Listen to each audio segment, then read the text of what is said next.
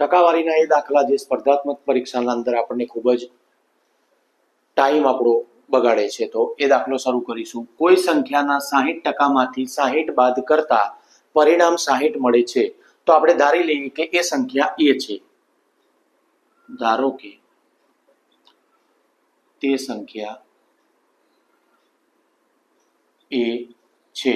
તો જ્યાં એ ગુણ્યા 60/100 માઇનસ 60 બાદ કરતા પરિણામ મળ્યું 60. આ રીતે લખી દીધું.